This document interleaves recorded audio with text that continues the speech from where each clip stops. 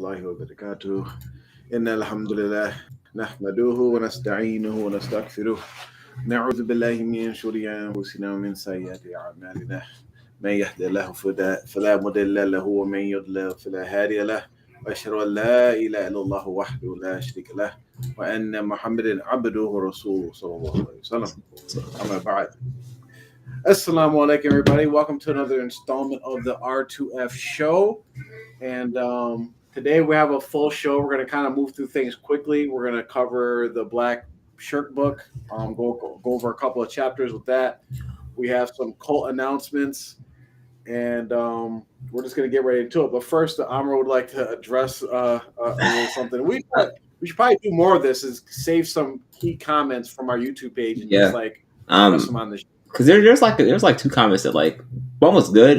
It was a brother asking us like a question just for all three of us. But then like I posted a short because I posted a video about Muhammad Qasim's dreams and how he's teaching people, or according to his followers, he's teaching them how to avoid shirk in all of its forms and how they can avoid that. And I mentioned how in the video they'll get to a point where they will attribute their lack of committing shirk to Muhammad Qasim, like, okay, he taught us this instead of saying Allah taught us this, and so the credit will be misplaced. And literally a day later on Facebook, right? Because I'm a part of one of the groups for Muhammad Qasim, just to see what they have going on. This guy is sitting there talking about how, like, because of Muhammad Qasim, he knows what shirk is and how to avoid it and all this types. So, I make a short about it real quick. I'm just chilling at work on break. And someone comes. I have a photo in the background of my green screen thing. It's Mr. Krabs from SpongeBob. All right, now I have that there, and I have like a shaking my head emoji in the title. And the guy comes and says, "You talking about like shirk and all this stuff? When literally your background shirk, the emoji shirk." And I'm like, so what exactly is Muhammad Qasim teaching you? Because that's not shirk. Like, I'm not ascribing Mr. Krabs to Allah. I'm not like, oh, yo, Mr. Krabs, you win all your money from freaking SpongeBob to Allah. It's not how it works. I've never once confused Mr. Krabs for God. I'm never gonna conflate some cartoon character to Allah. And it's a cartoon character. No one's worshiping Mr. Krabs. I'm sorry, and I'm not bowed down to an emoji on my phone. You need to learn your religion, Mr. Isla 786. The thing is with those that dream cult is, like you said, they attribute everything to Qasim, who's just basically ripping off basic Islamic teachings, and their whole thing is like, oh, if you eliminate shirk, then that's when he's going to become the Mahdi and all this different stuff. They say that like they accuse you of committing shirk because you posted an emoji or whatever in the title of the video, but meanwhile, you go to any of their social media pages, they are blasting Muhammad Qasim's picture all over the internet. Yeah, blasting. So, what about that? If that's shirk, what about that shirk? It's nutty, real nutty. Teaching us the difference between shirk and whatnot, and how to chase your dreams, get your dream girl, wake up. All the things that Muhammad Qasim can teach us. We're in a fun state. But yeah, I saw that, and there was like one. It was some comment. I think the person might have deleted it. They were asking us a question about like this like hadith or something, or this quote from a scholar, and asked if it was like real or not. Typically speaking, like if you go Google a quote or a hadith and you only see like one scholar ever said it, it's probably not authentic.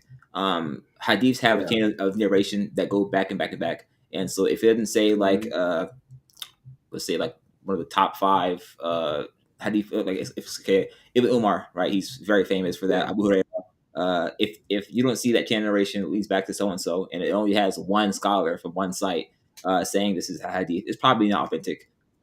There are some cases where they can like combine multiple weak hadiths to make it semi strong, or like, but like that's not how it works. So if you find a hadith somewhere with just one chain of narration from one scholar on the internet, because the internet's everywhere, like every scholar is there basically. Typically avoid that. And it wasn't anything super serious. Just like, hey, like if you can avoid it, just go ahead and do it. Yeah, good call. And if you do enough research on those things, you'll start getting used to those. To recognize which websites you can take from and which ones are just goofy Sufi stuff that are just quoting whatever. So we're going to jump right into our co-host Mubarak's going to join us inshallah soon, but we're going to jump right into the black book so we don't lose that much time. Let me share my screen. Okay. All right, and we're going to cover the 2 chapters, which is the Secret of Secrets. Is pages for anybody that's following along with the book. It's page 20 through 29, secrets, and then in the black book is, and we're going to cover the next chapter. I believe is the Qasida Gauzia, which is falsely attributed to Sheikh Abdul Qadir Jilani, rahimahullah. But we're going to jump right into it. So the first thing that I want to talk about that really comes up is, I mean, right here on the first page. I didn't have this on the list, but it talks about the information in this book, or this Secret of Secrets, is for the first time in the history of mankind. Mm-hmm. So, if we're talking about Islam here, who has a right after Rasul Sallallahu Alaihi Wasallam to say that something's being revealed for the first time in the history of mankind? Only God. Yeah, I mean, come on, you guys, you gotta catch these things, and like right here, it should be enough for someone to say, "I'm not reading any more of this." Somebody just claimed that if this is the first time this information has been revealed in the history of mankind, whatever it is going to be fraudulent. You know? And listen, if this is about Islam, so because we're Muslims, so we all follow Islam. We're all Muslims. The Quran, Sunnah. When the law says, "Today I have perfected your religion," why would he have to then go and recant that? Like, it's not like he's gonna. It's not like this is an anime. Like, Allah isn't gonna come and retcon previous chapters of the Quran to just like for Sultan Bahu or whoever. That's not how it works. Yes. It reminds me, if you look at any other religions that have their deviant sects, like for instance, I'm thinking right now, I think it's the Mormons, where the guy was like, "Yeah, I found some golden tablets, John Smith, in like upstate New York somewhere." Yep. Yeah, like this is the type of stuff we're talking about. You just start making stuff up. He was going crazy. He was like, "Yo, I could have 85 wives damn near." They were trying to hang him, but over there. But that's what it leads to. That's what it leads to. Deviancy, yeah. You know. And it's funny. So go ahead. It's funny. Side note: he was complaining about like not being accepted for his beliefs, but also was like, "I can't stand blacks, and I don't want them to have any rights." Yeah. And the thing is, black people become Mormons, right? Still. What are y'all doing? Joseph Smith hated y'all kind. Like he hated like he was with so much just this kid. Like, I can't stand black people. They should have still been. I don't. You're like, we're Mormon now. We don't get it. So much. I don't know. We gotta have to have a show specifically on like African Americans and our plight with like finding religion. I'm about to say, like, doing all the wrong ones, bro. Crazy. Yeah. So I'm like, Mubarak, welcome. On page 21, and we really want to highlight this for people. We're going to go into it quickly, but we really want people to pay attention to how when it's a very dangerous thing when you have people who misuse the Quran and the Hadith, and you have to really catch this on everything that comes up. If someone is blatantly misusing the Quran, misinterpreting the Quran, mistranslating the Quran and the Hadith, like this is a serious problem. So the first thing I want to talk about is he uses this Hadith that says, and it's I believe it's a fabricated Hadith. I forget which one, but he quotes a lot of fabrications, where what he's basically trying to promote is this idea that Rasulullah was the very first creation. The Nur of Rasulullah was the very first creation. And he says, "I created the soul of the last messenger, blessings and peace be upon him, from my personal Nur." And he says another hadith, that's an alleged hadith that says, first of all, Allah created my soul when Adam was in the form of water and mud, even then I was a prophet. And another hadith that says, first of all, Allah created my Nur, and then and Mubarak can elaborate on this, but I'll just give what the position that they're quoting in this book is that you go to page 22, it says, first of all, Allah created the pen, and first of all, Allah created aql, intelligence. And these are actually like from authentic hadiths where Allah says, first I created this. There's multiple hadiths where Allah says, first I created this. And what they're trying to do is saying, all those authentic hadiths where Allah is saying, I created this first, they're actually manifestations of Prophet Muhammad. So if Mubarak can elaborate on this and just get, because this is, when you hear these things and you don't authenticate this, and if you notice, there's no sources given, there's no reference, there's no like, this is from Sahih this is narrated by so-and-so or related by so-and-so. It's just hadith. These are all fabricated. There is a hadith that, there is a weak hadith, but from what I've researched, most scholars say that it's fabricated, where Rasulullah said, Allah created my Noor first or something like that, right? But most scholars say it's fabricated. But it's very clear if you look at the authentic hadiths of what Allah created first, and it was not Prophet Muhammad.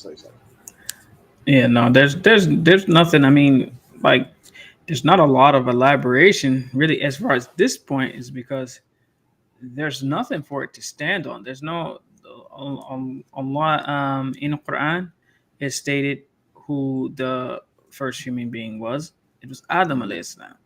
And Rasulullah says in many hadiths, we are all descendants of, we are Bani Adam alayhi salam. We are descendants of Adam. We are the children of Adam.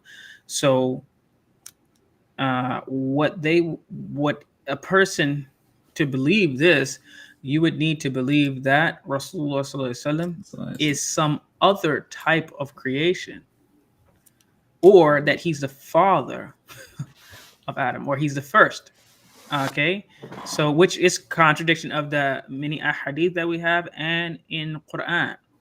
So it's already a contradiction there. But if you say, well, he was created before Adam, and we know as far as we are concerned, we are descendants of Adam, and we are one race or creation. We're the same as Adam alayhi salam. So Rasul has to be either the descendant of Adam. If you're saying that he's not, then he's something else. None of it can be supported. None of it can be supported. Yeah. So, I mean, it's a different religion. If it can't be supported by the religion that we have, then it's a different religion altogether. So, and then just to summarize, what they're claiming is that the soul of the last messenger, sallallahu alaihi wasallam, is a summary of all creations and the beginning and reality of all universes. Which, again, these are just claims. When we make any claims regarding religion, they have to be supported from the Quran and Hadith. Another claim that is made is another fabrication where he quotes, "I was a hidden treasure. I wish to be known. Thus I created humanity so that they may attain my intimacy." Right? So basically he's saying the reason that Allah, and remember we talked about this the last show, they're claiming that Allah wanted to be intimate or know creation or be intimate with creation. And this is why he created mankind, which Mubarak, again, let us know about the Quran, about what it actually says. Like, so if I say, Mubarak, why were we created? I'm a non-Muslim. I don't know. And I ask you, like, why were we created? What's the reason for life? Why were we created?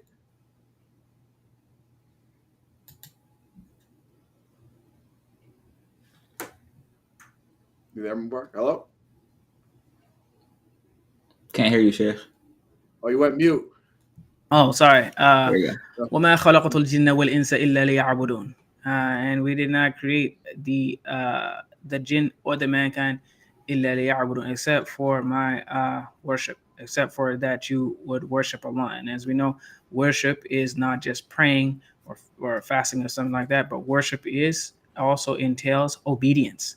Because if you're obedient to every detail or in submitting to whatever Allah is saying, that is a form of worship. It's not just praying your rak'ah, but it's being obedient and obedient to the one who he sent for you also to obey, which is the messenger. So if Rasulullah sallallahu alaihi wasallam is telling us whoever fabricates a hadith, they'll have their seat in hellfire. And I don't want to go too far down the line, but the point is that we are created to worship Allah, and that entails obedience to Him and to the Messenger. Yeah. So it wasn't to attain intimacy. Yeah. I wish to be known. Ya Allah. And this is like, so I can tell you why this also is wrong. Just a little bit of the Quran, because what does Allah say? That it says in Surah Al-Baqarah, Allah says that وَإِذْ قَالَ رَبُّكَ لِلْمَلَائِكَةِ إِنِّي جَاعِلٌ فِي الْأَرْضِ خَلِيفَةً. When your Lord said to the angels, I'm going to put a vicegerent on the earth. And what did they say? قالوا أتجعل فيها من يفسد فيها ويسفك الدماء. Are you going to put someone there who is going to spill blood and cause corruption in the land? Why did the angels say that? Because there was already a creation on this earth before. They were already here. So Allah wasn't hidden. So that doesn't hold any water, because before the creation of Adam alayhi salam, there were beings here or whatever. And Allah, I mean, it's ridiculous that He wished to be known. I mean, I don't know of anything authentic that Allah was just sitting around wishing to be known. So then He created it. Allah tells us why He created it. So, He created mankind and jinn to worship. But the idea that Allah was hidden, and so therefore He created, our race, is not true based on what Allah said, because there was already a creation here. Yep. And the next thing is, and this is something, so like we talked about how they try to push this idea of like you could become this perfect man, right? This perfect man, and this perfect man, when you reach perfection, that's when you become one with Allah. Enlightened, right? They would say that's when you become perfect. You become one with Allah, and then he states, right, after all these different things, he says, intimacy of the attributes is part of oneself in both worlds, blah, blah, blah. And of the being is Quds, pure soul in the next world. Hence, as Allah stated, we supported him with Ruhul Qudsi. Okay? So, this is from an ayat. And basically, just to skip, so we don't have to read everything, he's using the Ruhul Qudsi, that term, to refer to this idea of a perfect man. So he's saying the Quran is referring to this idea of a perfect man that united with Allah when it's talking about the Ruhul Qudsi, which every time I know of in the Quran where it refers to Ruhul Quds, and correct me if I'm wrong, it's referring to Angel Jibreel alayhi salam, not some Sufi concept of mankind uniting with Allah. Yeah, no, I don't know of any other time, and it's referred to several times. To Isa alayhi salam, Isa bin Maryam, in which Allah said He aided him and supported him. وَأَيَّدْنَاهُ بِرُوحِ الْقُدُسِ. So like He supported him with Ruh al-Qudus, but so even that is not. But that if you look at the tafsir or any of the mufassirin or the ulama who explain that, they don't say anything about some this what it's talking about. It's talking about Angel Jibril alayhi salam,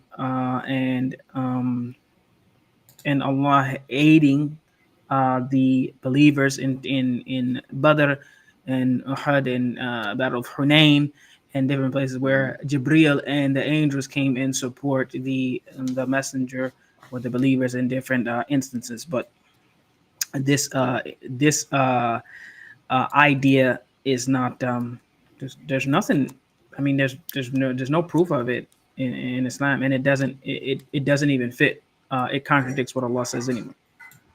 And then just to confirm that the highlighted part right there says by Ruhul Qudsi, the pure soul, is meant the insani hakiki, the real being, which lies buried in the depth of the heart as a sacred trust.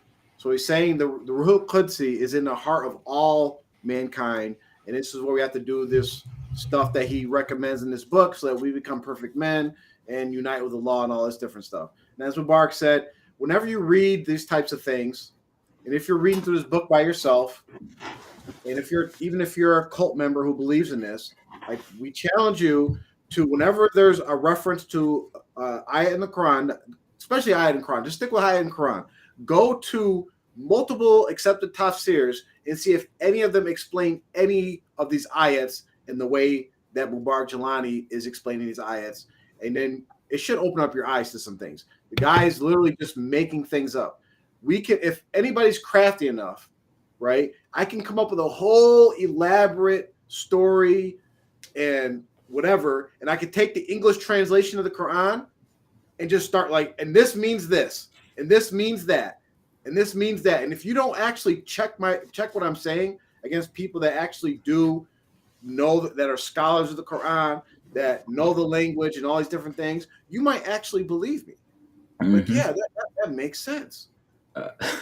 This reminds me of that video I sent with the guy calling from UAE to the a Shi'i guy, and he gives him like a fake verse from the Quran, and the Shi'i guy's trying to explain the 12 Imams, so like basically like a good 12 minutes. So like, he keeps calling him a donkey, and he's just trying to explain why it's right. He's like, nah, also I made it up. And the Shi'i guy's like, hang up.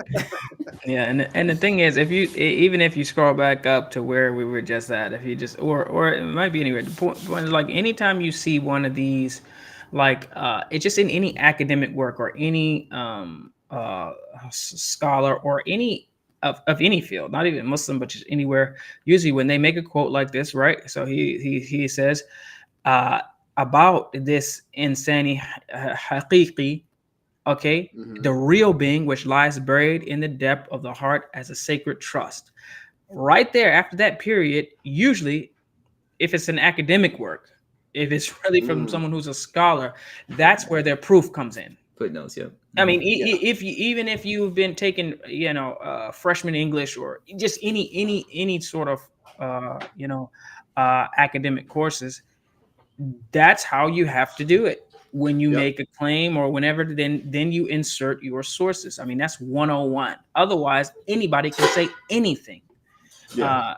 So this is how you know that this is a person who's, as Sheikh Jafar said, is making it up, because he doesn't. There's no proof support. There's not even no Quran, no hadith, not even a corroboration from another sheikh. I mean, something. There's nothing there.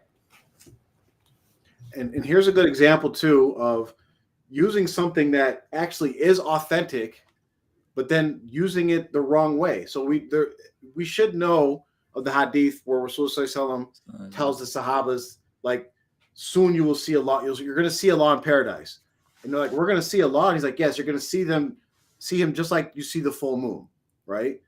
This is a hadith clearly, and you notice, like, you'll see like patterns in the people that do this.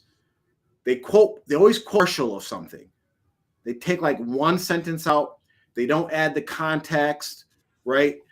So basically, he's using this, soon you will see Allah as you see the full moon, to support this idea of that if you keep doing what I'm telling you to do, you'll enter this court of Rasulullah and you'll be able to see Allah and you'll unite with him and become one with him and become this perfect man. And this is what this hadith is talking about.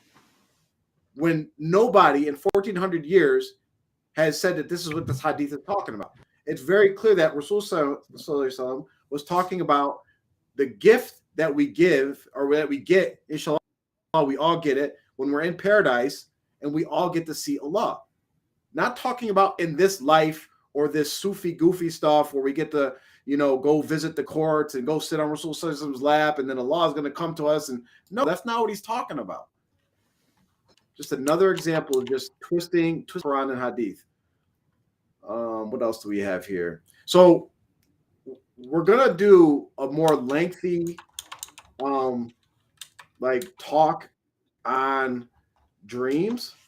I have to talk a little bit about this part of it, where he talks about dreams, and basically what the goal of what he's doing is trying to convince the reader, because there's a whole section. The main part of this book is these alleged dreams, or he calls them mubashara, or alleged visions that these people had, right? That confirm all the stuff that he's talking about. And so what he's doing here is trying to set up like this is not fake and it's not from Shaitan, right? So just to kind of, so you don't have to, you could read it on your own. You know, if you're watching this later, you can pause the video and read this section. But basically what he's doing is he's using the hadith where Rasulullah says that Shaitan cannot come in my form. So if you see me, you truly have seen me in a dream, right? We all should know that one. He's using it to basically say that Shaitan can't come in the form of Rasulullah, nor can he come in the form of walis, right? So he's basically saying, like, so without saying it directly, he's saying, I'm a wali, Shaitan can't come in my form, so if you see me in a dream, it's not Shaitan. Trust me, bro. Right? Mm-hmm. And he's also saying, he also says that Satan, he says, it's maybe on the next page. He says, Satan can't come in the form of a wali, but Satan can appear in the form of Allah. Right? Oh, yeah, Allah. Allah. There's so much here. Can you, if you scroll back up, I mean, this Joan is incoherent. Okay, but right. So it says, okay. So I'm trying to find where it was saying that okay, Satan cannot appear in shapes and forms which are well, where does it say that he can't? Does it say here? Yeah, okay. So Satan cannot acquire my form or the form of that person through whom he has followed me in Sharia law. Okay, where is this? Where does it say?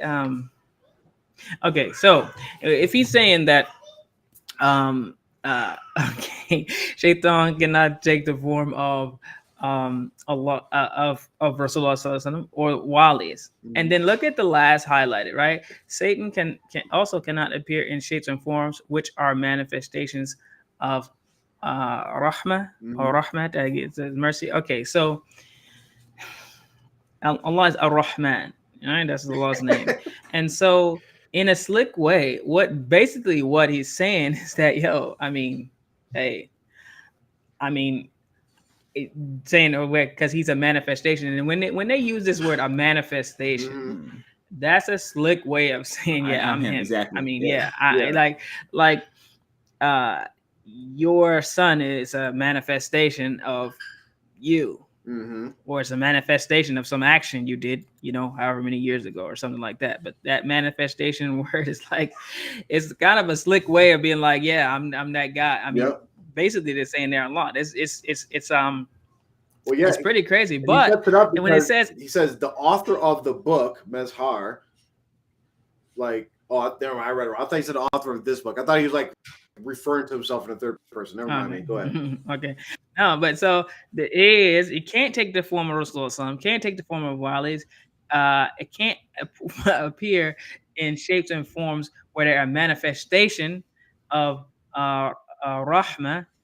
And then it's like, but you can appear in the form of Allah. I mean, this is like, it's backwards. Yeah. But at the same time, he basically is saying that these manifestations of rahmah is like Allah, but also Shaitan can and can't take their forms. Because it's just to sum up what Mark is saying is that if you watched all of our videos and we talked about the 7 sultans and stuff, the 7 sultans is the belief that these special people are manifestations of Rasulullah, and Rasulullah is a manifestation of Allah. That's the belief in the gist, right? So they're saying Shaitan can't come in a form of the manifestations of Allah. Then later on he says, but he can come in the form of Allah, right? So it's just it's a clear contradiction, right? And here's the line at the top of the page where he says they can't come in the form of messengers, awliya, angels, Kaaba, Sharif, or whatever. So here's the problem, right? The hadith says Shaitan cannot come in my form. Who knows what an angel looks like? Nobody. So whether Shaitan could come in the form of an angel or not, you will never know, because Shaitan can just simply come and say, I'm an angel, and you'll have no idea because you actually don't know what an angel looks like because you've never seen one. We've seen angels in human form. Rasul said angel Jibrail in his true form, which is all across the sky. Regular human beings, there's no description of angels. And if you go look up any book on dreams, dream interpretation, it's very well known amongst the scholars that Shaitan, yes, he cannot come in the form of Rasul Sallallahu. How many of us have the Mubarak? I believe it was last week. Mubarak was talking about the description, the hadith, or the description of Rasul Sallallahu, and how, like, just listening to it makes you just love him more and feel connected. How many of us have that memorized? Where we're actually like envisioning Rasul Sallallahu in our head every single day. No, most of us, if we seen a bearded guy with a white thobe on, a big beard that looked handsome, and he said, "I'm Rasul Sallallahu," most of us are gonna be like, "Yeah, I think that was Rasul Sallallahu," right? So what do? You have to go to a scholar, and then the scholar is going to say, "Well, describe to me what you've seen. Describe to me the person you've seen." And if you describe the person, and if they missed one characteristic, he's like, "You didn't see Rasul Sallallahu." Simple as that. No matter how good you thought the dream was.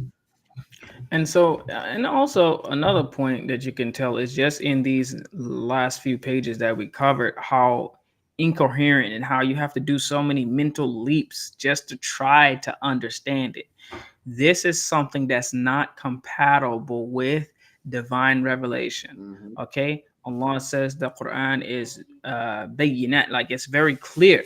It's very clear and concise. There's no there's no ambiguity in it. There's no confusion in it. And then if you look at the way that hadith, with the way that Rasulullah spoke, he spoke very concise, very clear.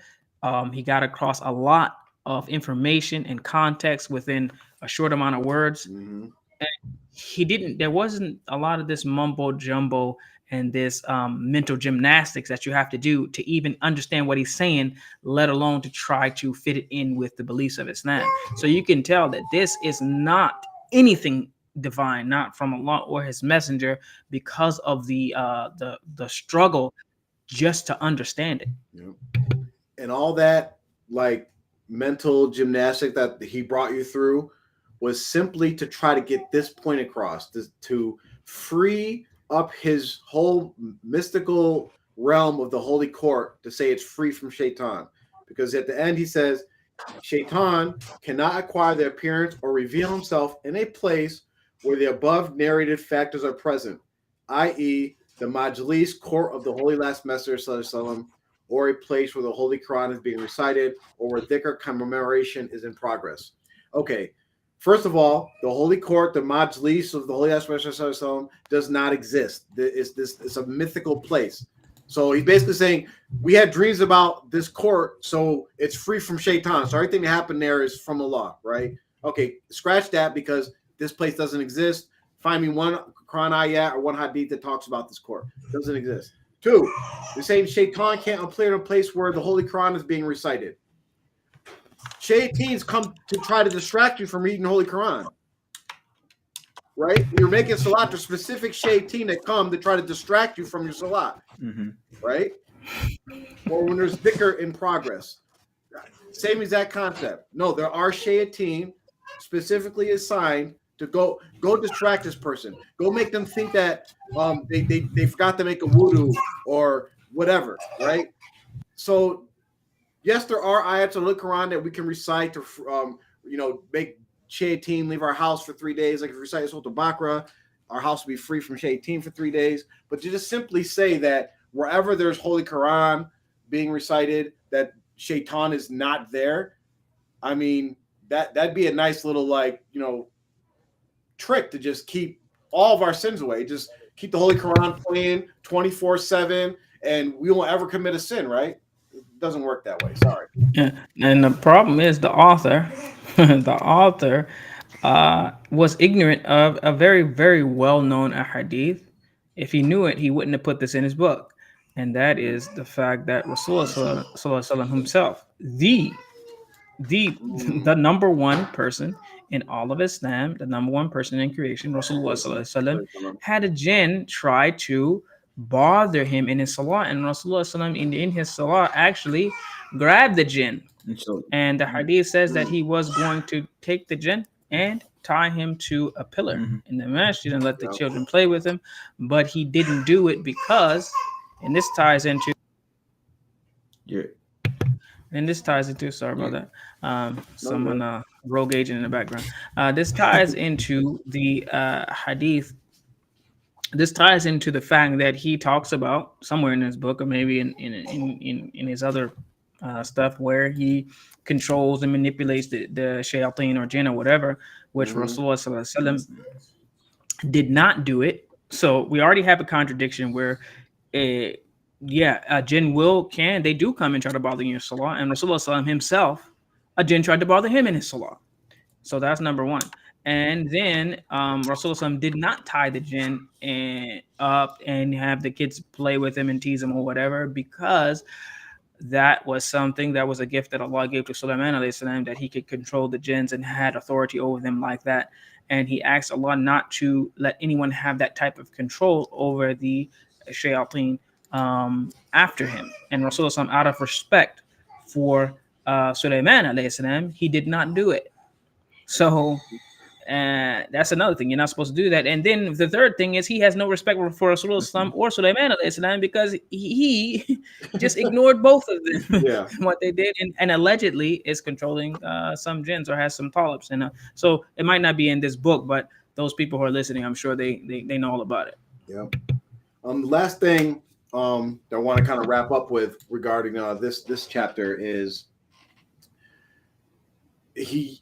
so basically he's trying to support this idea that they have visions of Allah in their dream, that Allah can come in any form, right?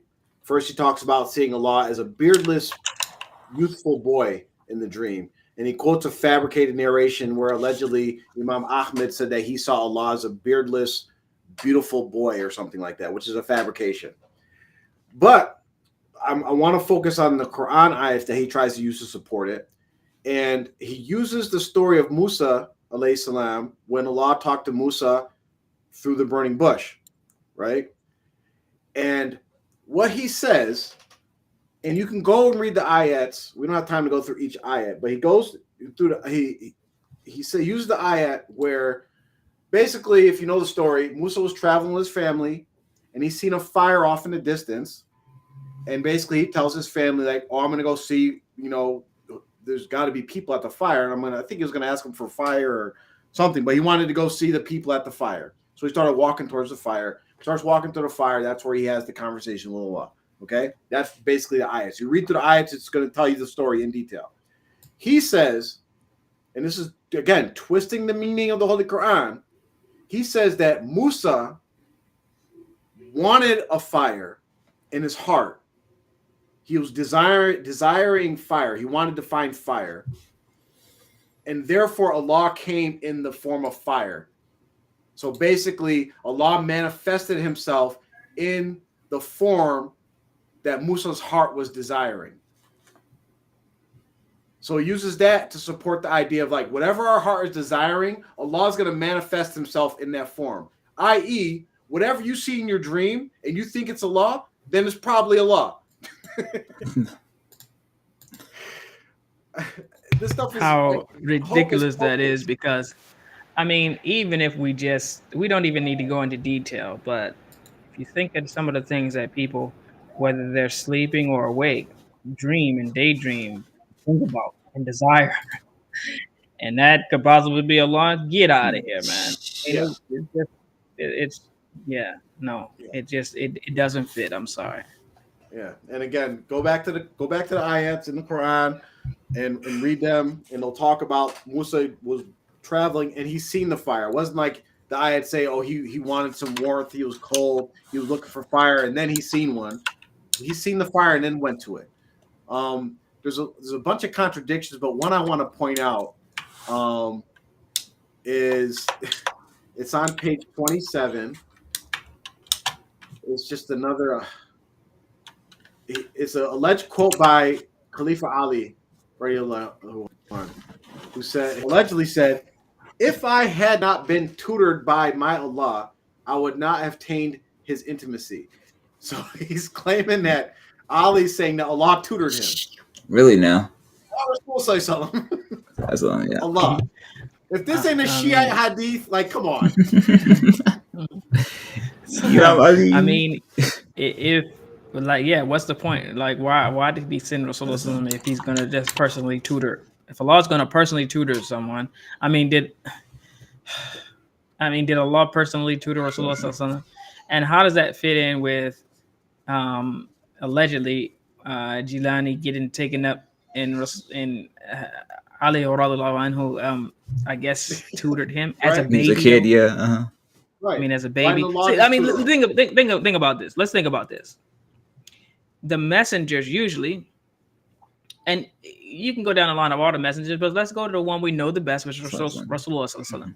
How old was he when he got revelation from Allah? 40 years old. 40. Yet a baby. yet a baby gets taken up to some magical place to learn. You know, I mean, come on, man. It just doesn't make sense. None of it. It's everything about this is fables. Everything. Yeah. So the next chapter, and we don't have to go into detail, because the next chapter is basically a qasida, which is a poem attributed to Sheikh Abdul Qadir. I did some research on it.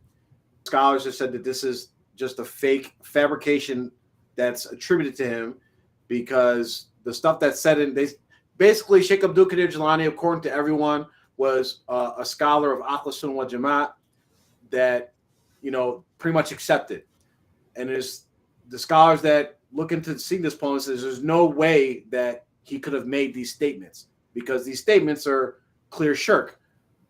For instance, let me find something, and I have links. Actually, maybe I'll put them on the description on a video that people can go look up the fatwas given around about these qasidas. But let's see, on page 30, what does it say on page 30? Well, here's the origin of the Jilani hawk. The hawk is the spirituality of Hazrat Sheikh Abdul Qadir Jilani. All you people in Tmoa that when you see a hawk, you think you see Mubarak Jilani. Sorry, it's Sheikh Abdul Qadir Jilani. The white hawk. But anyway, world. Yeah, well. He says they make the claim that if you read this poem, right, it enables a talib to leave his body and basically go to the holy court of Rasulullah. So not read Holy Quran, not make salat, not do dhikr, not do ibadah. Just read this poem and you'll be able to transport to the holy court, right? What else do we have here? And there's no like what's it called, like a asterisk or like some caveat. If you just got to read the poem, how many poor suckers read that poem and then go nowhere? I mean, there's people that read this poem every day like they're reading Quran. Every day, wake up right after Fajr and then read this poem. So it's really unfortunate. Let's see, where am I at here? Oh, Qasida Gausi. Okay. On page 31, and you'll see this a lot in a lot of goofy Sufi stuff, is they like referring to relationship with Allah with wine and intoxication. Like it's really weird. And to me, it's unbefitting of referring to Allah like that. Yeah. Becoming intoxicated with him, wine, going to the bar. Like this is all references in the poem. If you haven't take the chance to read it. Some other things that are included in there is that's that. Okay, page 32. Where's it at?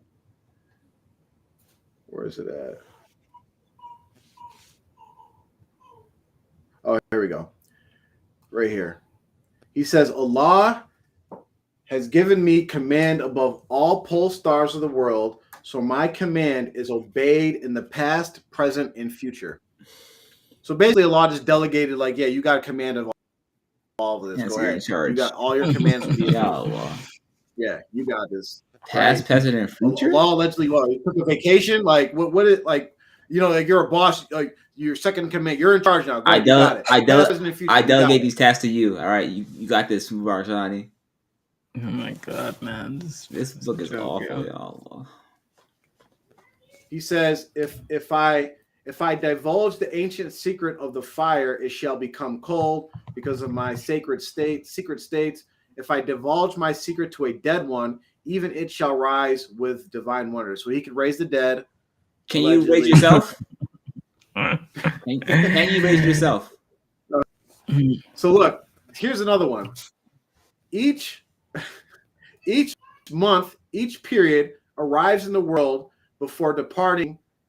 It presents itself before happening, appearing in the world. It comes to me. But basically saying, before anything happens, wait, this man before divine qadr a cycle comes, it presents itself to me before actually going and occurring. Can you Hey, does it? I mean, so the people, even everybody the bell should be going off in your head, right? What is the phrase? La hawla wa la quwwata illa billah. Nothing. Yes. There's no power, no might, illa billah, except for with Allah. Basically, nothing moves, nothing happens, nothing starts, nothing stops, nothing comes into being, and nothing dies off without the permission of Allah. This man is basically giving himself the attributes and giving power that only Allah has. Yeah. And he says, this one I just found just cute because if I've read the biography of Sheikh Abdul Qadir Jilani, he was never in any war, right? never fought no jihad, right? He says, "Oh, my followers, fear not thy enemy, because during war I slay well." You never slayed anybody.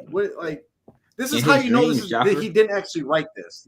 He did not write. Maybe they're talking about. Maybe it's supposed to be like spiritual warfare or something like that.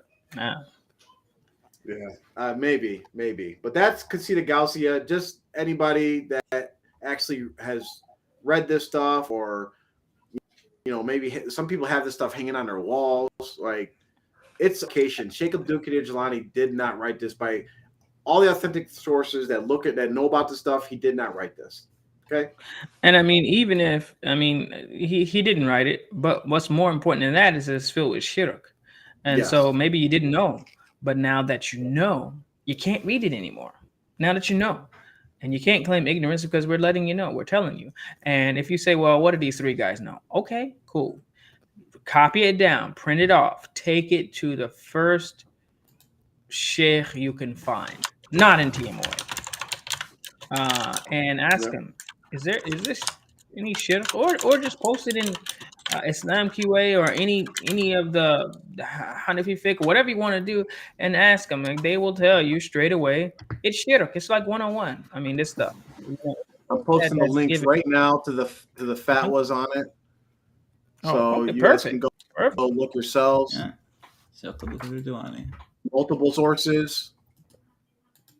Even because this is what I usually cover my bases is if you want to say the more Salafi source, there's a Sufi source and just a random source. So look at them all, and if you don't believe us, I don't know. You gotta do your research on everything.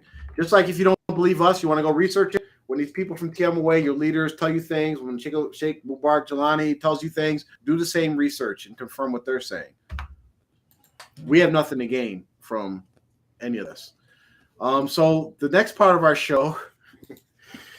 Do we have the sneak peek release of the sneak peek release, Ya Allah.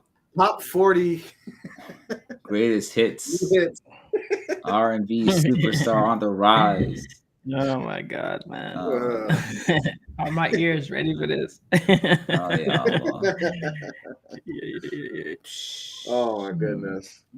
I have to find it. Where is it at? Oh, I'm in the wrong chat. Never mind. No wonder I can't find it. Well, real quick before we get to that, we could chat about. I guess there's the winter retreat was going on at one point. I don't know if it's still going on for TMOA, but the ladies' retreat. We found out that Noor herself was teaching the marriage and divorce class, which for me is highly ironic. It's not to say that someone, whatever, but I really want to know if they covered the topic of halalas during this class. And I wonder what she said. And because we know she has personal experience with halalas because she was engaged in one. Her former husband forced her to do this. And I wonder if anybody had the guts to ask about halalas. And to me, it's just a big issue that you have someone that doesn't know basic laws or Sharia regarding marriage and divorce, and you have someone teaching the class on marriage and divorce, let alone someone who's actually not married teaching you the laws of marriage and divorce. Just odd to me. I would say, in her defense, yes, we're going to be fair on this show. Mhm. We always are fair. I don't think we're ever not unfair. But I would say, to be fair to her, if what allegedly happened to her with the situation with her husband is true, which there's multiple people who have stated that it did take place. At the age she probably didn't know any better. It's possible. It's highly likely that she didn't know any better, and she thought it was halal, and she was listening to who, at that time, a lot of us, maybe even some of us here, actually thought the guy who was instructing it or ordering it knew what he was talking about. True. So we will give her a pass on that as far as in that situation. And hopefully, I think she would have a strong case for her being absolved of the crime because of, I mean, she literally thought the guy was a sheikh. Yeah. And now that doesn't erase what she's doing now. Okay, I'm just saying. But to be fair with her, in that situation, okay. So if she is teaching a marriage and divorce class now, it's possible that she could be telling them, hey, what happened to me, or doing this is not correct. Because when you get to the part about marriage, okay, maybe she went through the marriage, okay, you have to have a wali, when you get to the part about divorce, okay, you can divorce 1, 2, 3 times, or the waiting period and everything. So when she goes through the waiting period and the iddah period or whatever, when she explains that, I don't know how she could mix in anything to do with halal, especially if she brings in the hadith about how those people can never marry again after the third irrevocable divorce, and that the people who do that, it's a huge punishment. It's a major sin. So perhaps we're not privy to what she taught. As a matter of fact, we would like to request the recording, video or audio of the class. Please. We would like to learn. We would love to see what that class entailed. But at this point, I think we can give her the benefit of the doubt and say maybe she learned from her past and what took place then, and she taught a legit marriage and divorce class, and it actually spoke against anything halala related type content. We hope that was the case. I sure hope so. Yeah. All right, and our Amr, you got her queued up. I have the audio. Yes, I just need to. I can play. I just don't know how to download it off of the WhatsApp itself. But we can play the audio and try to share my audio on one of these things. I mean, I want to know. I'm like, do we know that this? I mean, like, is this going around? Is this like one of the, a winter jam for TMOA or whatever? Because I'm like, I hope this is just like something that was like satire or something, and like just sent it to a couple people or whatever. But if they really are jamming to They had this this show, song going this is around, gonna bro. be, Yeah, Allah. Let's see if we got to hear that, inshallah.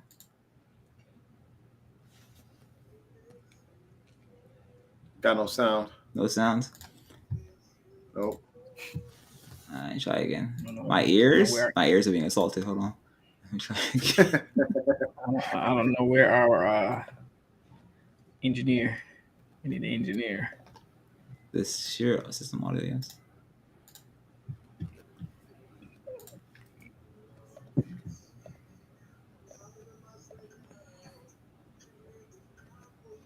No. I can barely hear something. Okay, hold on. Let me try to raise the volume for WhatsApp. Hold on.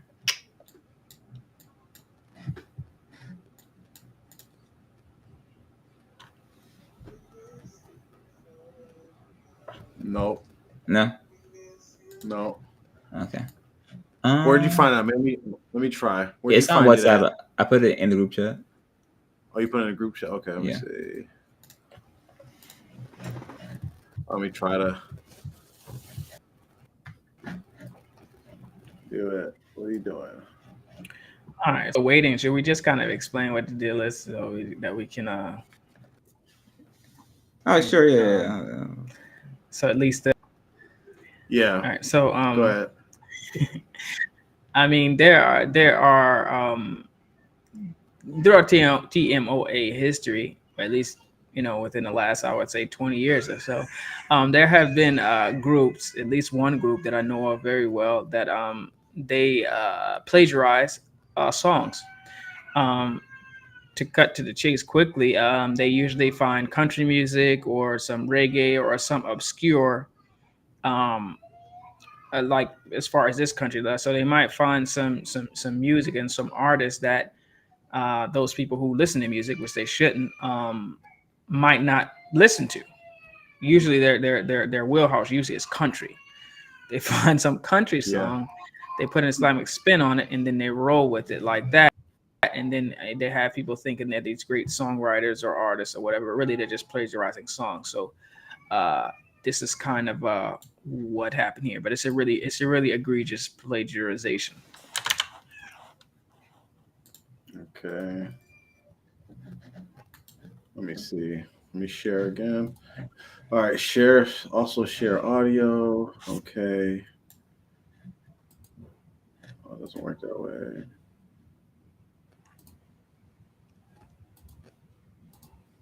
Okay, let's see if this works.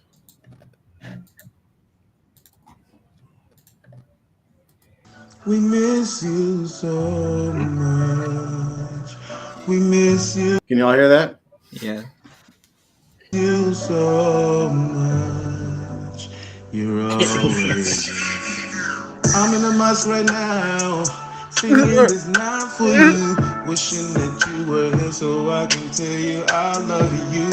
I know you're the 6 foot tall and only ya. 6 foot tall and only ya. My blessed Nasheed. I miss you so much. Abuji. I miss you so much, my Murshid. I miss you so much. You're always in my heart. I miss you so much, Abuji. I can't no more. Cut that joke off. That is terrible, man. Oh my god. Oh, listen, regardless of the plagiarism is one thing, okay? But for you to be singing to serenade a dead man that he doesn't even know you, never met you, and you're talking about, I miss you, some boys dementia. I'm sorry, something's wrong with that, man. Something's really wrong with that. I mean, like I've said before, I don't understand how grown men sing and serenade another man like that. I just don't. I can't wrap my head around it. And before you say, well, it's not. He's not singing about another man. The song that he plagiarized is a guy singing about a girl. So how does a song that a guy is singing passionately about a girl that he misses so much Okay, it's just gonna take that same jump, everything like the Soldier Boy meme stole my whole flow, No, bar word for for bar. word. Word for Yeah. I mean, literally, Right. yeah, yeah, stole his whole flow, line for line, bar for bar. I mean, it's about a girl. The whole song is about a girl, and he just literally just took it, switched out, girl's name for Abuji instead of I'm in the club or wherever it was. He switched and I'm in the put mosh pit. Yeah. I'm in the mosque right now. Nigga, you're not in the mosque right now. First of all, In the studio for real. you know what man. I mean this is so, I mean, it is so TMOing that they're so unauthentic, fake, and um effeminate, um and these are the things that they can't actually identify. Man, this is a fraud, this is a fake. I mean, I can understand why they would be fooled. I mean, if they got fooled by a 300-pound Indian dude talking about he's the perfect guide, and he's in full control of you know I mean, all types of faculties, and has attributes of Allah and all this stuff. If they can be fooled by someone like that, then I mean, someone literally just copying word for word for a song about a girl. I mean, I can see how they could fall for it. But hey, these are their heroes. I mean, listen, Yeah. I could give old boy a pass if like he was singing this song about Lenore. He was trying to woo Lenore and like, listen, Sheikh, like like I know you're single right now, and you have money. So like I feel like like me and you are a good team. I'm gonna serenade you with this love song, Sheikh, and then hopefully you can allow me to be your husband. All right, maybe. All right, and maybe you try to spit in Lenore. But for a guy though, you sing this for Bargelani, someone who you never met. He doesn't know who you are. Didn't know who you are when you were alive and when he's dead. And just to reverence people have for Jelani. I remember a story my mother told me where folks flew overseas to see Bargelani, right? They were there for 3 weeks. After 2.5 weeks, they said, Dr. Tia, can we see, our chef? We want to see Jelani. And Jelani was like, so he didn't even want to see y'all when y'all are in his own house. Like he literally had like a part of his house just set away so he could not see y'all. He would hide there and be studying. All right, which is just him watching shows and not doing anything important. And he had to come see y'all. He was like, and he came and gave us salam. Y'all like, oh my gosh, Sheikh, happy to see you. And he's like, well, salam, I'm gonna go back to studying. Like he didn't want to see y'all when you were in Pakistan. So he damn sure didn't care about y'all in America. So for all y'all loving him and serenading him, like he was the best ever, he did not care. As long as y'all sent him money, it was cool. He didn't care about you in the slightest bit. None of you. Y'all are all just like cannon fodder pawns to him. Like he would kill any one of you for $1. Yeah.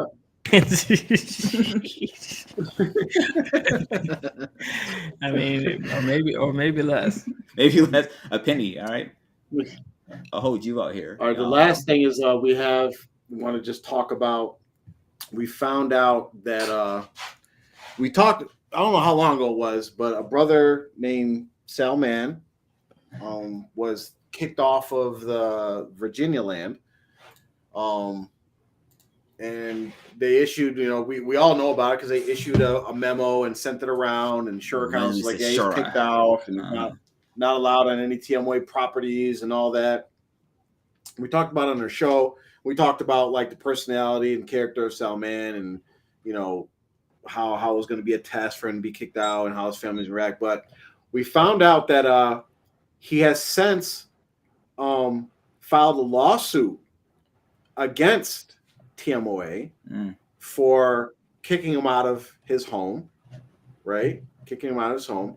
And we kind of talked about, it's funny, we talked about something similar when we were talking about Hussein's case, the trespassing case, about as far as like, rights to properties, if they can kick people out and all these different things.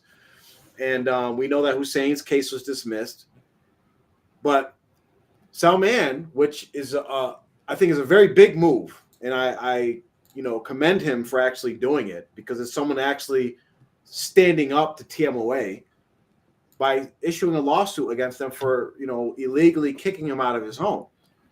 And we noticed some things happened And we'll kind of get into it a little bit in depth, just our analysis of the situation, because we know how tyrants behave, and we especially know how Tmoa behaves, because they have one playbook, and they use the same playbook over and over and over and over and over again.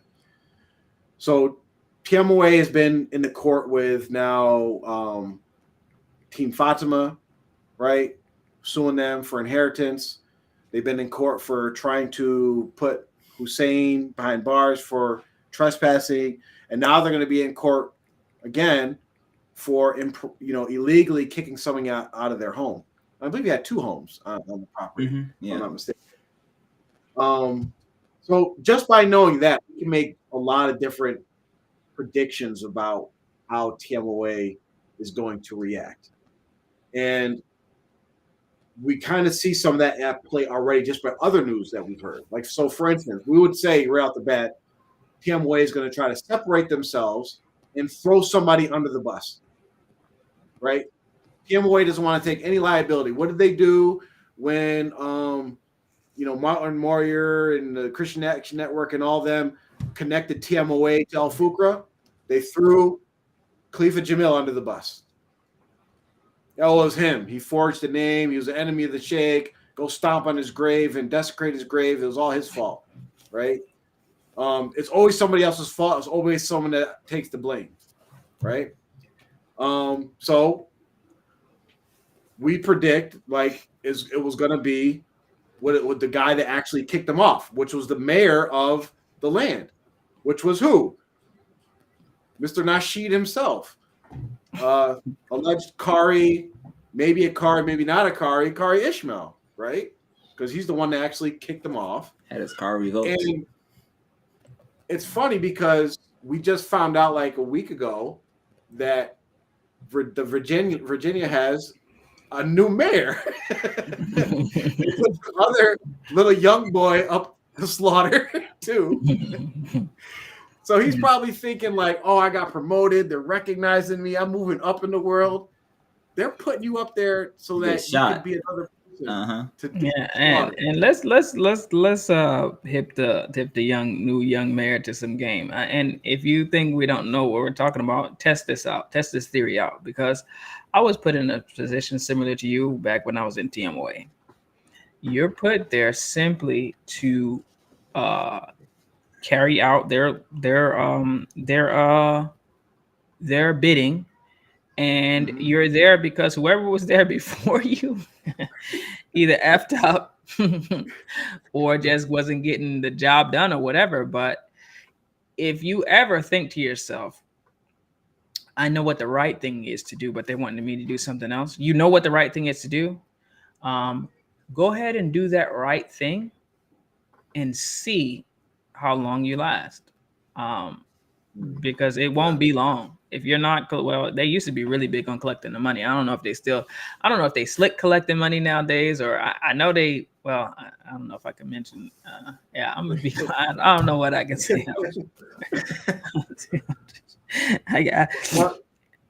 Correct me if I'm wrong. Doesn't Qari Ishmael have a criminal past? I have no idea. That could be every person. I believe he didn't he, because then we interviewed what's the brother's name? Eric Harmon, and Ishmael was the one who snitched on him. They got him locked up because they were involved in some kind of something with like bootleg DVDs or something. So he has some kind of criminal past. So I'm pretty sure like they're gonna do whatever they can to try to like keep him away from the scene because he already has a criminal past and he's a known snitch. So he might give up all the goods. He gonna put on more. Just start snitching. We might want to reach out and see if the brother who was talking about how who had some very detailed information. I mean, he put it on Facebook about his his tendencies. Maybe we might be able to get him to come on and elaborate a little bit more on his on how he rolls. But we'll see. But I mean, we could. This is big news, and if the brother Salman is watching the show, you know, and it's not just for him; it's for anybody that knows him, anybody that's connected with him, especially his family. It's going to be a trying time, and if anybody can give support because what's going to happen is that people that are close to him, especially his family and people that he thought were friends, will turn on him. Yep. They'll abandon him. They'll start. Tmoa will approach them and put pressure on them to abandon him or to work against him. You know, I can only imagine the things that his family is going through, and you know, whether it's his siblings, his wives, his children, or whatever. Because Tmoa is going to put that pressure on them to try to divide y'all and turn y'all against him. And he's going to have to remain strong because pretty much it's going to feel like him against the world. But if you're doing it because you have been transgressed and you're doing it for Allah's sake, at the end it'll all work out. And all the people that stick with him through that will also benefit from that. Absolutely. Absolutely. Inshallah, if when things develop, we might try to see if we can request whatever public records are available, just so we can get some more information on the case. Because this stuff is all public. Like any one of us can go down to the courthouse and say, "Hey, give us all the files on case whatever Tmoa," and they'll give you the files. So we might do that just so we can keep everybody up to date, because we know that Tmoa is probably keeping it a secret for most of their community members, which is why we're mentioning it on our show, because a bunch of people have been asking us about it, which we don't know that much about, or we can't talk about so much about it. So we might do that, but when things progress, we'll try to get more information out as we can.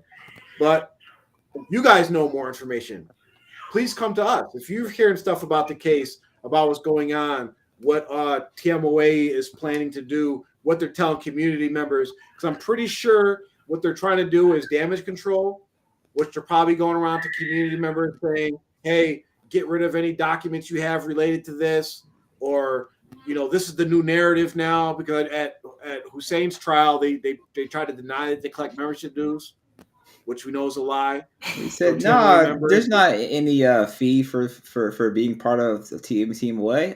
You can come and go as you please." And all volunteers too, I guess. Yes. All volunteers.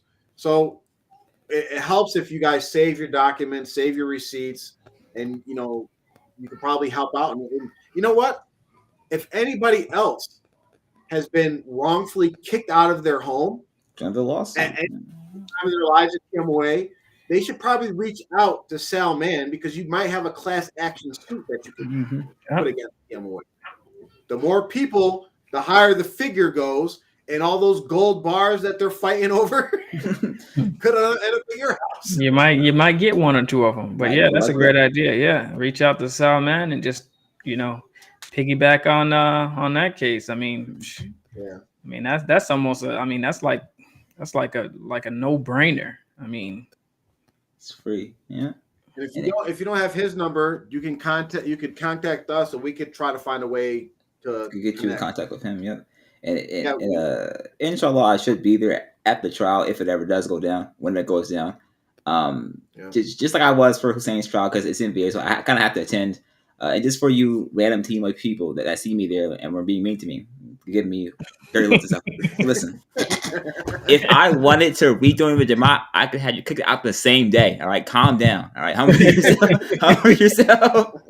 I do it too much, bro. Y'all funny. Oh, yeah. Oh, so did we have? I think we had a question somewhere in the chat. We had a few questions. He said, so Joe Brown asked a question. Do you brothers remember when around 0304 Jamaat Tmoa had us copying this thing called Darood Epoch or something like that? Yep. I remember that. I copied the whole book myself. Of course, I was just about to say, I'm remembering some of the daggone dumb stuff that we did, like listening to those people. Like, I mean, the thing I regret the most is how much the Quran is neglected I mean, I spent so many hours reading stuff Unnecessary. just prescriptions. Like, man, I Buying mean, notches. man, I would have. It's like that's the worst thing. The amount of Quran and Hadith that's neglected that could have been memorized and studied and benefited from. Yeah. But yes, to answer the question, I do remember that. Unfortunately, alhamdulillah, that we're on to better things, beneficial things, and things that actually have some foundation in Islam. And just to elaborate on the actual book, the Darudi Pak, it's just another book full of fabrications. That's all it is. A book of like Sufi stories, fabrications. There may be some authentic stories in there, but it's all fabrications. It's like I remember like some that were like, if you read Darudes, then you'll be able to ride on the back of a deer who swims through the ocean and find a pot of gold. Like it was like stories like that. Like it's just all made up, fabricated stuff. All we need is the Holy Quran and the Hadiths. We don't need these, made up Sufi books with all these Sufi stories. Pretty much the Darudi Pak is just like this black book. Mm-hmm. That'd be written a couple hundred years ago. Uh-huh. I mean, I don't know where it went, but there was one from Mr. Herzog. Amongst the religious scholars who is authorized to determine what is a mushahada, holy vision, are Muslims even supposed to believe in visions and as it can lead to misguidance? You want to take that one, Joe? I mean, it's very simple. I think we covered it before, but basically, I mean, any person can have dreams. They can be true dreams, but they don't have anything to do with the religion as far as what anybody should follow or believe in, even yourself. I mean, you can act on a dream that you had. There's no way to know or confirm whether or not it's from Allah or not for sure. But so you don't necessarily need a scholar to confirm that you had a true dream or not. To be honest with you, it's irrelevant. Yeah. Your dreams are irrelevant. Nobody's dreams are relevant to any other person except for messengers. And anyone who says a dream that they had, that means you, Muhammad Qasim. That means you. That they had a dream and it has anything to do with any other person. And then they are claiming something that's exclusive for messengers. Yes. And it's real. And I was really big into dreams, especially during my goofy Sufi days. And it's really, really simple. And we're going to do more of a show on dreams because eventually we're going to be coming at those dream followers and just destroy their whole thought process by coming with the Holy Quran and the Sunnah. So when it comes to dreams, there's 3 types of dreams. Dreams can come from yourself, which is just you. If you're thirsty, you go to bed and you dream about water is because you're thirsty. Or you went to bed thinking about winning the lottery and you dreamt you won the lottery.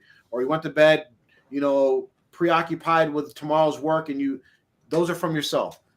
Dreams can also come from Shaitan, where Shaitan basically tries to frighten you, scare you, or get you deviated off the path of Islam. That's his main goal by whatever means he can employ. Then there's dreams from Allah, which are just glad tidings and signs that you're doing good or trying to direct you to do good. That's it. 3 types of dreams. As far as like who's authorized to determine like what dreams mean, interpret them, it's a very specialized science that is only known by very high level scholars in Islam.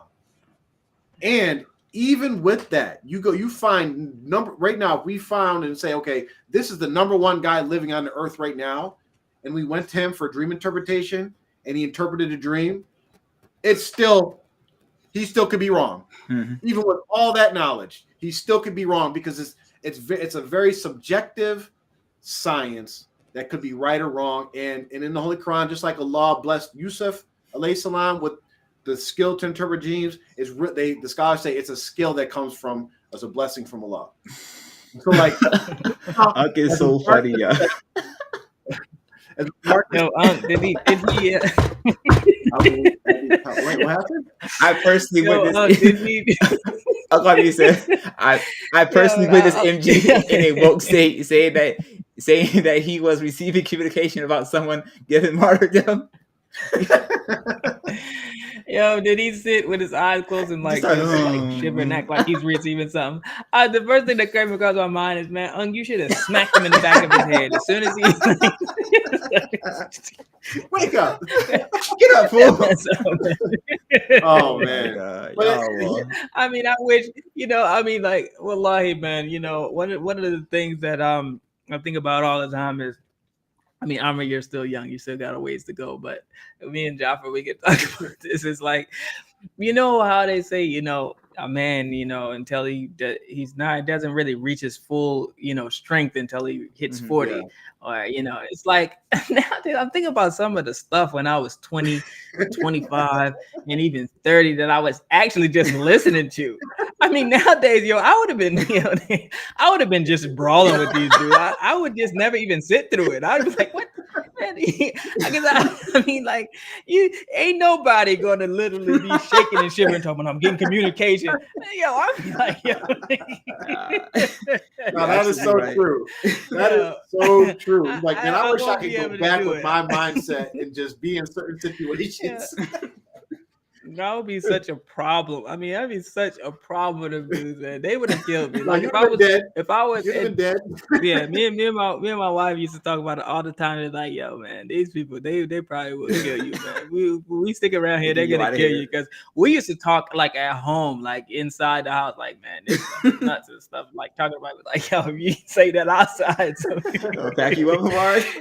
They're calling people, but I'm like, some of this stuff is like, I mean, I don't get it, man. Listen, me now, just imagine, like, you walk into one of their matches to pray or something, and you see them in a circle, like doing it hokas or something. You'd be like, yo, yo, I walk in there first. I'm gonna turn the lights on. What y'all doing? They have an African seance. Hey, yo.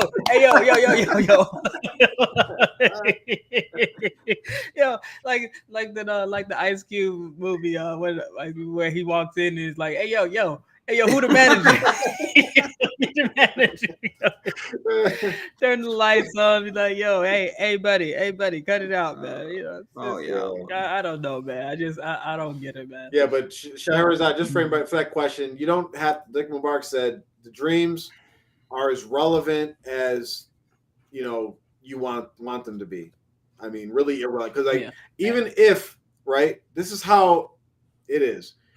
Let's say you had a dream about Rasul Sallallahu Alaihi Wasallam told you to do something in your dream. Even if it actually was Rasul Sallallahu Alaihi Wasallam and it was a dream from Allah, and you wake up and you say, I'm not doing that, you're not held accountable because it's a dream. You don't have to do it. Yeah. That's how kind of irrelevant they are. For prophets, they're relevant. Yeah. For us, they're not really that relevant. I mean, because think about it. Think about how confusing it would be if just random people are getting dreams that are actually like a revelation, and other people are supposed to act on it. I mean, that means you're gonna automatically have contradictions. Yeah. There's only one messenger, the final messenger, so there's no contradictions. What he says, we can go with, and we don't have to have, Rasul said this, but Dream Boy said that, and then Dream Girl said this. And then Dream Sheikh said that. I mean, no, it doesn't make sense to even allow people to have other people act on their dreams. The science is so complicated, right? You read into this stuff, and one story they tell all the time in all the different books about dreams is, I believe it was Ibn Sirin, because Ibn Sirin's like a well-known dream scholar from the Tabi'in. But this is an actual authentic story for him. So anybody that has that dream book by the Ibn Sirin Encyclopedia of Dreams, that's a fabrication. Get that out your households. That he did not write that book. It's a fake, right? But Ibn Sirin actually was a real person, was a real scholar, and he was dream interpretation was a specialty. One person came into him to get a dream interpreted, and I forget the details of the dream, but he relayed the dream to Ibn Kathir, or no, Ibn Sirin. And Ibn Sirin said, that means XYZ, right? Another person came in later and narrated the same exact dream to him, and Ibn Sirin told him the complete opposite. So after the person left, the people there were like, why did you give two different interpretations for the same exact dream?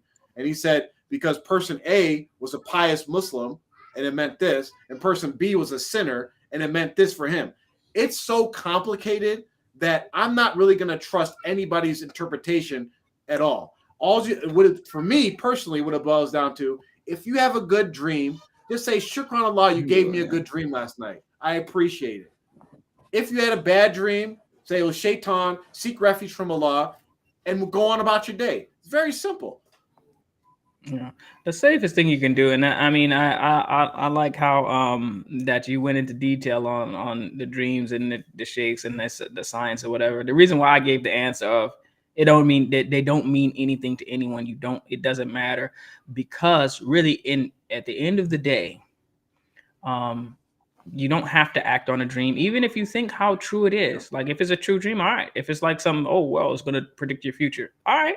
When you get there, it'll happen. It's not like you're gonna get a dream that the Powerball numbers or whatever, then you go play it, or who's gonna win it. Yeah. I mean, you ever had one of those? So you ever had a dream that it's like real life in the dream, it's like almost it's not like a dreamy dream, but it's like that was a real dream. Yeah. So I had one of those real life dreams that I won the lottery, right? I happened to be working at a gas station at the time. I was a manager at a gas station, and I had a dream I won the lottery. I mean, looking back, it's stupid because, I sold freaking lottery tickets all day. Why wouldn't I have a dream about that lottery, right? Right? But I had a dream that I won the lottery, and it was so real. It was one of those dreams where you wake up, and I was pissed. And I was like, I'm rich, yo. I was happy. I was like, I'm rich. But then I was pissed because I realized, oh, damn, that was a dream. But I remember the winning numbers, right? And I'm like, oh, that's a sign. I'll hit the lottery right now. Yeah. I went right to the store. Don't tell me you played those numbers. Lost. And of course, a lottery here.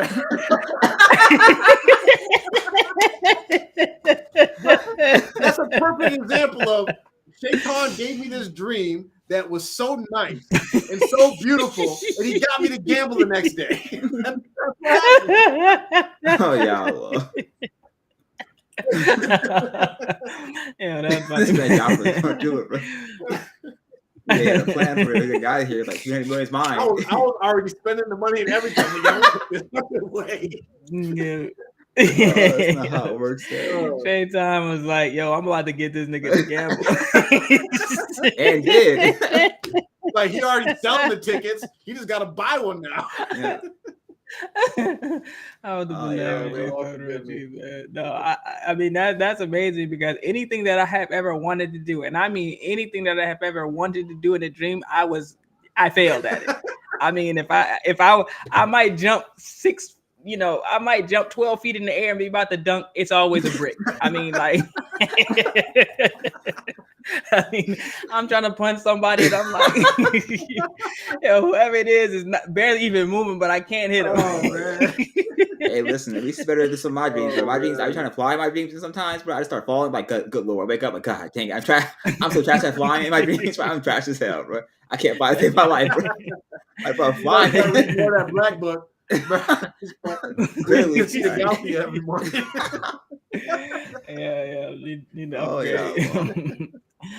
What else we got? What other questions? There was some questions here that was pretty that was funny. So what does Allah look like for him to even make a claim? I mean, that's what we're talking about in dreams. Like if whatever you desire, I mean, that's Allah's gonna manifest in that thing, man. Listen, don't crack open some of these people's dreams and you're gonna talk about Allah manifested in that. Exactly. Yeah. No. Please, let's not do that. What else? Let's see. Do you brothers? Oh yeah, we did that. That was my buddy Muhammad Awal singing this song. That's what I heard too. Yeah, that was one of my boys.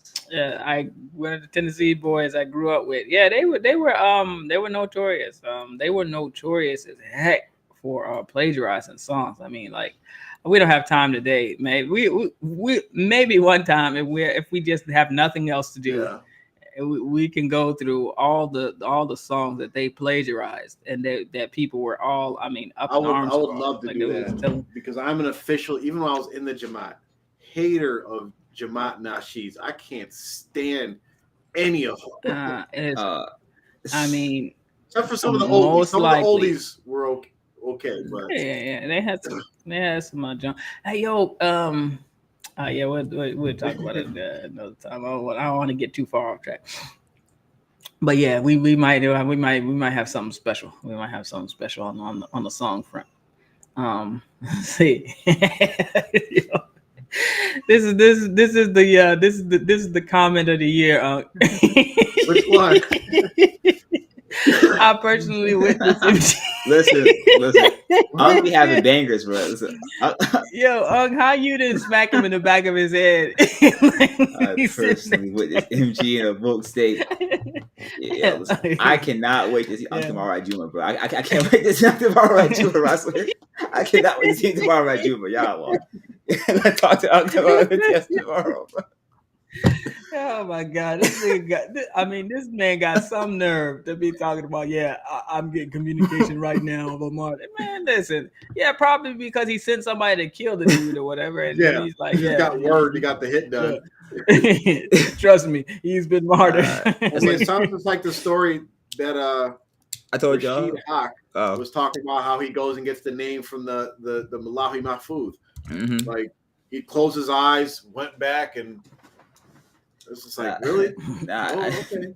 This man Jelani always has the same exact play going. Remember I told you that story about freaking Jelani falling asleep and saying he went to the spirit world and called the lady by her wrong name and said, "Listen, bro, this is your name in spirit world, okay?"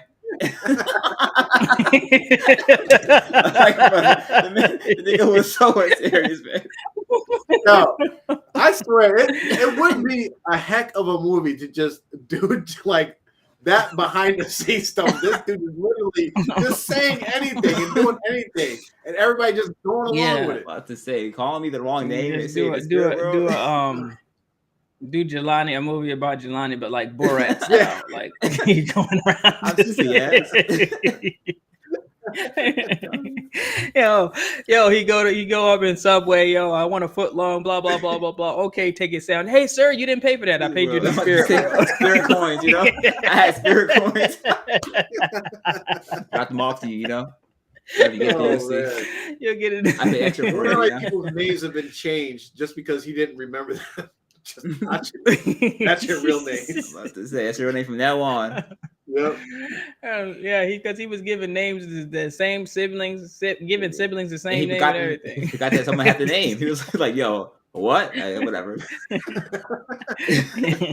Did not care. Oh yeah.